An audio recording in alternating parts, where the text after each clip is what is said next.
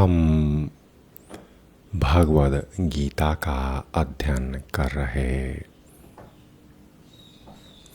अब 11वें अध्याय में जहाँ पर भगवान के विराट रूप का वर्णन है, उसके 26वें श्लोक से आरंभ करेंगे। यह बातें संजय के द्वारा राजा धृतराष्ट्र से कही जा रही हैं, जिसके पूर्व में जब अर्जुन भगवान पर पूर्ण श्रद्धा और विश्वास करके उनसे उनके ही विषय में कुछ कह रहा था, तो भगवान ने अपना विराट रूप अर्जुन को प्रदर्शित किया, ताकि उसके उपरांत अर्जुन के मन में कोई भी एक शंका न बचने पाए। और वह जो दृश्य कुरुक्षेत्र में बन रहा था, उसके विषय में संजय राजा धृतराष्ट्र को सूचित करते जा रहे थे। तब आगे संजय ने कहा, अमी च त्वाम धृतराष्ट्रस्य पुत्रा सर्वे सह एव अवनिपाल संगय भीष्मः द्रोणः सूतपुत्रः कथा असौ सह अस्मिदये अपि योध मुख्ये वक्त्राणि ते त्वरमाणः विशन्ति दृष्टा करालानि भयानकानि केचित् विलग्ना दशन अंतरेषु सदृश्यन्ते चूर्णिते उत्तम अटगये। माफ करेंगे, यह वाक्य अर्जुन के द्वारा भगवान के विराट रूप देखकर अर्जुन भगवान को कहने लगा, हे प्रभु, धृतराष्ट्र के सारे पुत्र अपने समस्त सहायक राजाओं सहित तथा भीष्म, द्रोण, कर्ण एवं हमारे प्रमुख योद्धा भी आपके विकराल मुख में प्रवेश कर रहे हैं।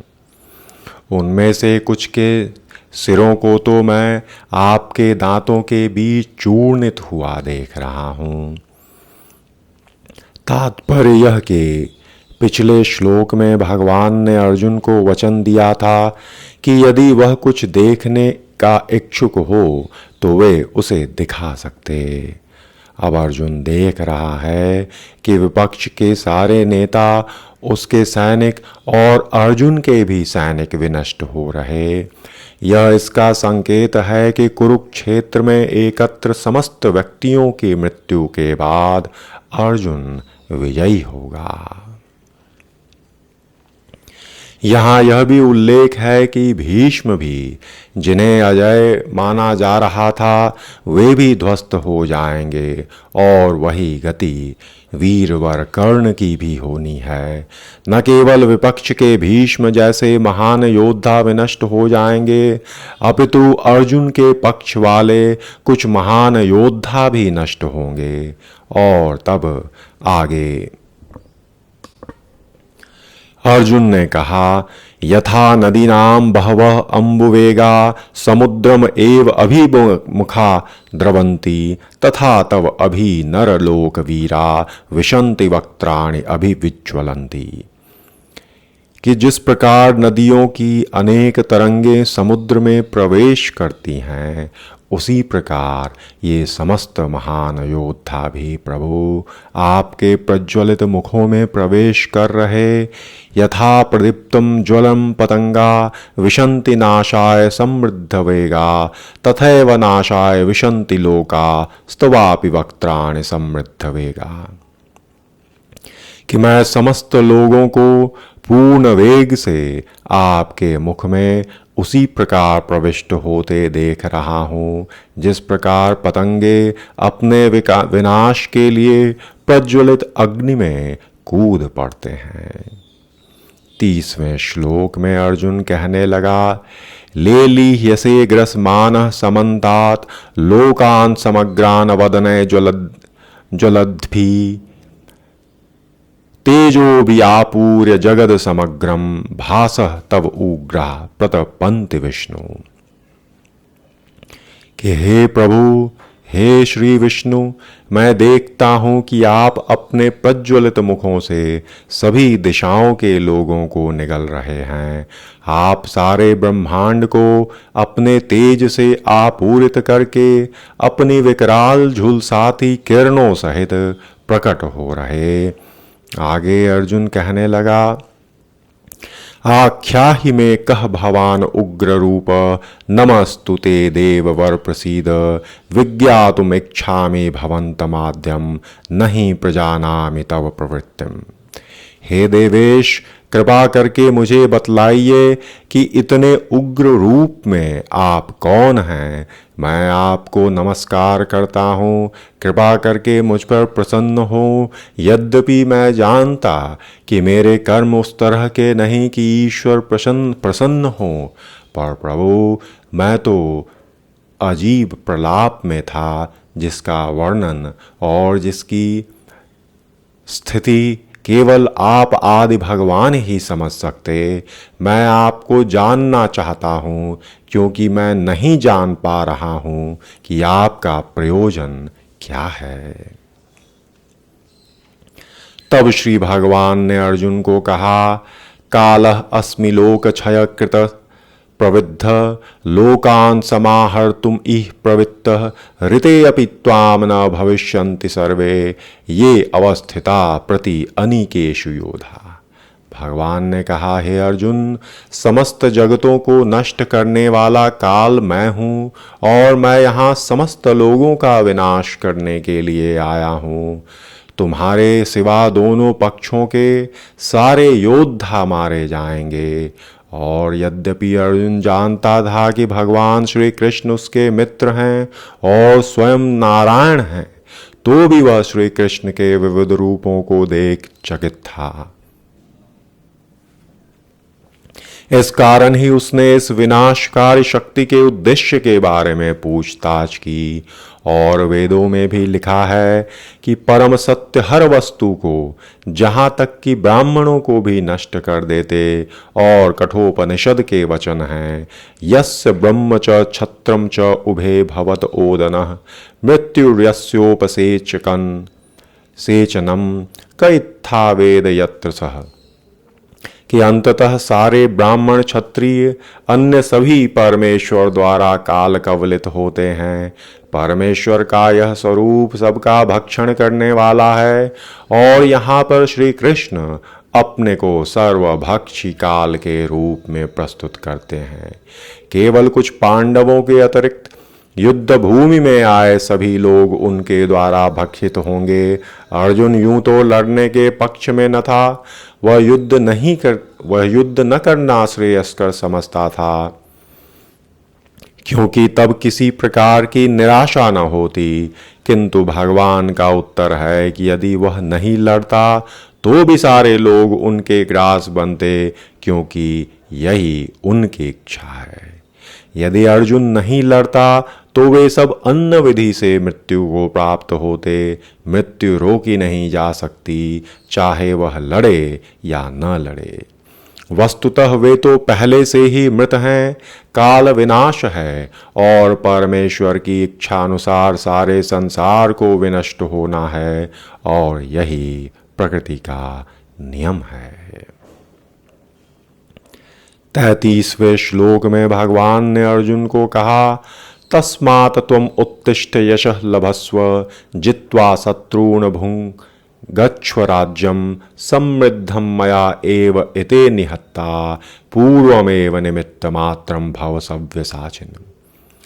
भगवान ने अर्जुन को कहा, अतः हे अर्जुन, उठो, लड़ने के लिए तैयार हो जाओ और यश अर्जित करो। अपने शत्रुओं को जीतकर संपन्न राज का भोग करो। और ये सब मेरे द्वारा पहले ही मारे जा चुके हैं।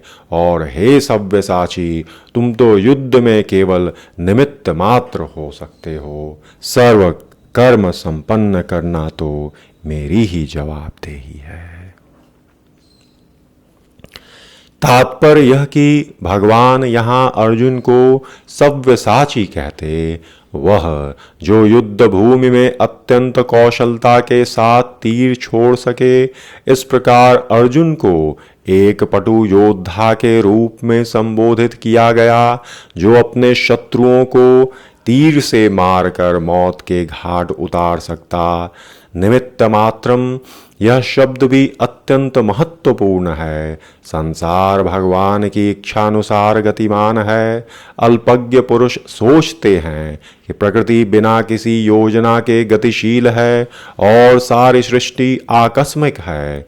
ऐसा अनेक तथाकथित विज्ञानी हैं जो यह सुझाव रखते कि संभवतया ऐसा था या ऐसा हो सकता, किंतु इस प्रकार के शायद या हो सकता है का प्रश्न ही नहीं उठता। प्रकृति द्वारा विशेष योजना संचालित की जा रही यह योजना क्या है? यह विराट जगतबद्ध जीवों के लिए भगवान के धाम वापस जाने के लिए सुअवसर है, और जब तक उनकी प्रवृत्ति प्रकृति के ऊपर प्रभुत्व स्थापित करने की रहती, तब तक वे बद्ध रहते हैं। किंतु जो कोई भी परमेश्वर की इस योजना को समझ लेता और भगवद भाव अमृत का अनुशीलन कर लेता, वही परम बुद्धिमान है। दृश्य जगत की उत्पत्ति तथा उसका संहार ईश्वर की परम अध्यक्षता में होता, और इस प्रकार कुरुक्षेत्र का युद्ध ईश्वर की योजना के अनुसार लड़ा गया। अर्जुन युद्ध करने से मना कर रहा था, किंतु उसे बताया गया कि परमेश्वर की इच्छा अनुसार उसे तो लड़ना ही होगा, तभी वह सुखी होगा। और यदि कोई भगवद भाव अमृत से पूर्ण हो और उसका जीवन भगवान की दिव्य सेवा में अर्पित हो, तो समझो कि वह कृतार्थ है।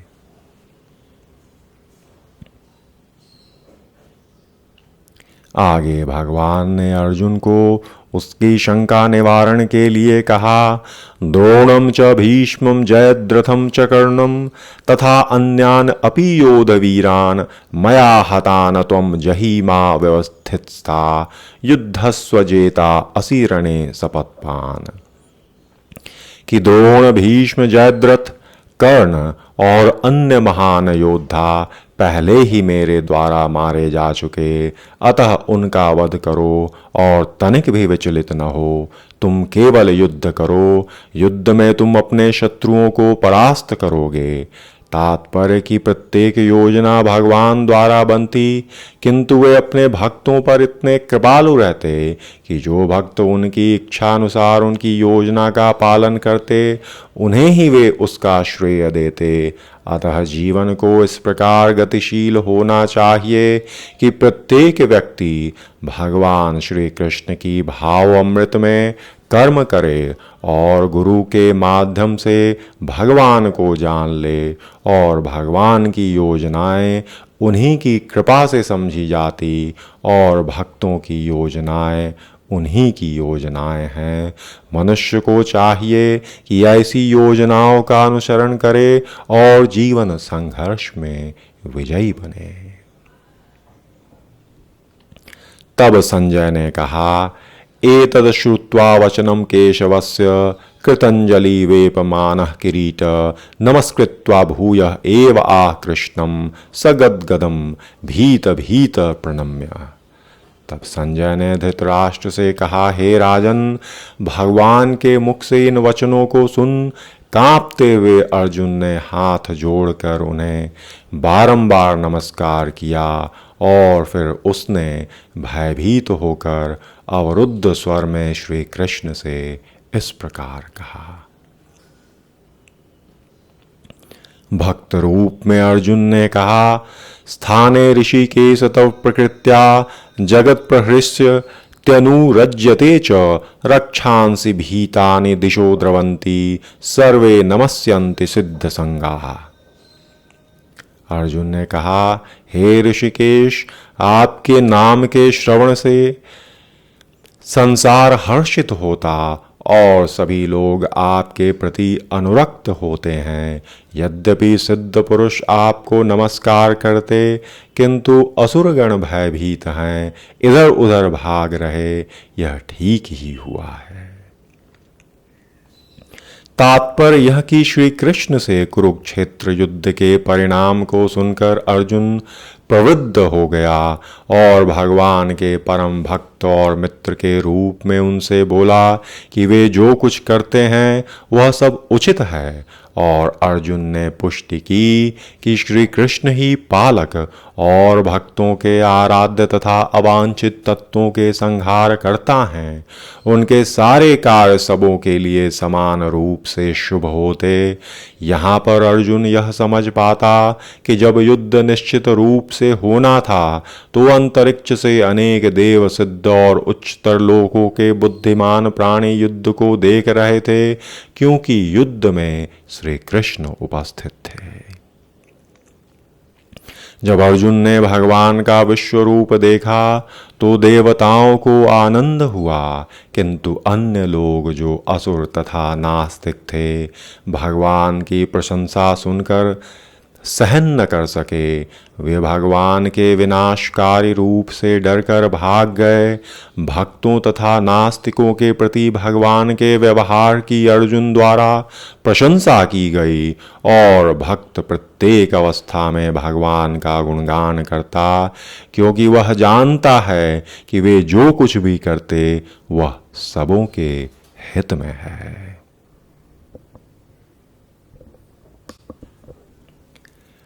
अब इस स्थान पर एक विराम।